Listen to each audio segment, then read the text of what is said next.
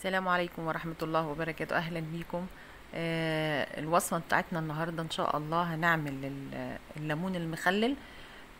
هتاكلوه بعد 3 أيام 3 4 أيام هناكل منه. ليمون سريع بس طعمه حلو، ليمون معصفر. زي اللي بنشتريه من المحلات وأنضف في البيت، وإن شاء الله يعجبكم، وبطريقة حلوة، بطريقة سهلة سريعة جدا. ان شاء الله تعجبكم. قبل ما نبدأ نذكر الله، الا بذكر الله تطمئن القلوب، لا اله الا الله محمد رسول الله، والصلاة والسلام على رسولنا الكريم عليه افضل الصلاة والسلام. اللهم لك الحمد كما ينبغي لجلال وجهك وعظيم سلطانك. زي ما انتم شايفين كانت مية بتغلي، نزلنا فيها الليمون. اول ما غلت المية الليمون، بس الليمون كنتوا زي ما انتم شايفين كده مقطعينه 4 ترباع، بس الليمونة ال4 ترباع مشبوكين في بعض، ما قطعتش يعني القطع للاخر، لا، عملت الليمون 4 ترباع بس، ما قطعتش للارباع للاخر، يعني الليمونة مع نفسها ماسكة نفسها، الاربعة مع بعضهم ماسكين نفسهم. طيب هيغلي قد ايه في المية؟ هيغلي لو انا عاوزاه الليمون اكله بعد اسبوع، يعني مثلا يغلي 10 دقايق. لو عاوزاه اكله بعد 3 ايام ولا 4 ايام يغلي ربع ساعة. والغلو ده انت لو مسكت الليمون هتلاقيها طريت معاكي، بس في نفس الوقت ما تهرتش، طريت بس ما تهرتش. وبعد كده نحضر الخلطة اللي هنحشي بيها ونطفي. ده فلفل احمر وبنجر، او فلفل اخضر وبنجر عادي، وشوية عصفر، تمام، وشوية حبة بركة. يبقى الخلطة معايا شوية بنجر مع جزر، او بنجر مع فلفل حسب ما تحبوا، وعصفر، معلقة عصفر كبيرة، ونص معلقة حبة البركة. هنخلطهم كويس مع بعض ونمسك واحدة واحدة. انا طبعا الليمونة عاملاها 4 تربع، هحشيها من جوه بحبة من الخلطة اللي احنا عملناها دي، بيديها طعم ولون للليمون المخلل، طعم ولون حلو. هنحشي كل واحدة بالطريقة دي زي ما انتوا شايفين.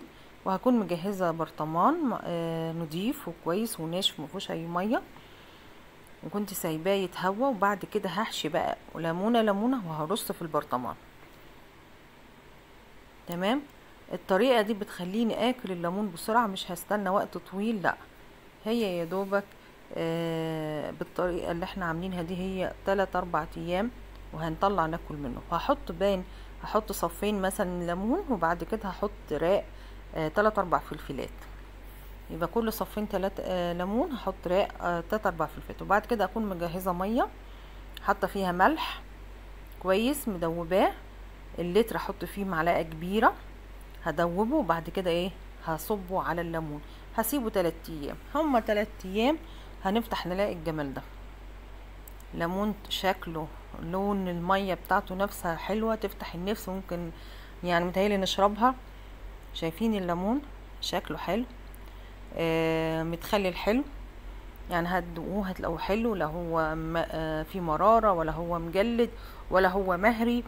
الليمون مخلل حلو زي ما بنجيبه من يعني بالتقريب زي ما بنجيبه من المحلات. ويمكن انا شايفاه احلى بتاع البيت. انا بحب طعم الليمون البيتي، تحس كده فيه طعم مختلف عن الليمون المخلل بتاع بره، تحس كده حلو كده ومزبد زي ما انتوا شايفين. والكمية طلعت حلوة، ونطلع منه ناكل. بس بعد ما نخلص البرطمان يا ريت نحطه في التلاجة، منسيبش البرطمان من بره، لانه بيعمل طبقة كده فطريات بتبوظ المخلل عموما. اي مخلل طالما فتحنا البرطمان ناخد منه ونشيله نعينه تاني في التلاجة. شايفين واحنا بنقطعه حاجة حلوة كده، وحياء حلو مع شوية فول، مع شوية عدس، مع اي اكل بنحطه جميل ويفتح النفس كده، اكلاتنا الحلوة الجميلة.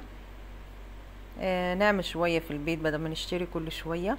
احلى مخلل الليمون ممكن تعملوه في البيت. شايفين لما بنفتحه من جوه، شايفين الخلطة، هتاكلوه الليمون بالخلطة طعمه تحفة، مخليه لونه حلو كمان، لونه كده مع اللون الاحمر بتاع البنجر والعصفر، عامل ميكس الوان حلو. اتمنى ان شاء الله يكون عجبكم، اتمنى تجربوه، اسهل ليمون ممكن تعملوه.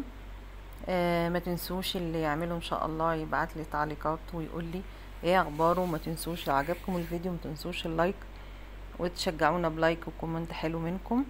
والسلام عليكم ورحمة الله وبركاته.